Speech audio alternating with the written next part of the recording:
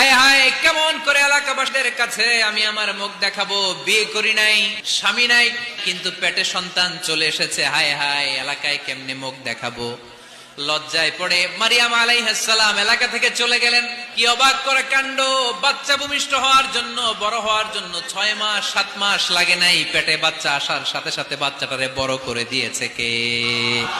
মারিয়াম আলাইহিস সালাম এবার বসে পড়লেন, বুঝতে আরম্ভ করলেন প্রেগন্যান্সির পেইন উঠেছে। হঠাৎ করে পেট থেকে বাচ্চা ভূমিষ্ঠ হয়ে যাওয়ার পরে উনি কাঁপতে আরম্ভ করলেন। ক্ষুধার চোটে খাবার কিছু নাই, সামনে ঝর্ণা, উপরে একটা খেজুর গাছ।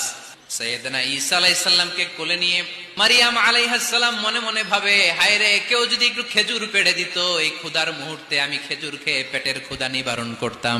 রব্বুল আলামিন মারিয়ামকে উদ্দেশ্য করে আয়াত নাজিল করে দিলেন, হুজ্জি ইলাইকি বিজিযআইন নাখলা।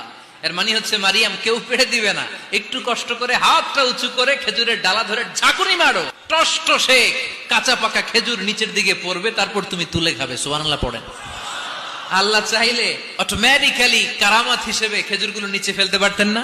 আল্লাহ শিক্ষা দিয়েছে, যেই পরিস্থিতিতে থাকো না কেন, তোমাকে শ্রম ব্যয় করে, কষ্ট করে তোমার উপার্জন করতে হবে, রিজিকের বন্দোবস্ত করতে হবে। চিল্লায় বলেন ঠিক কিনা?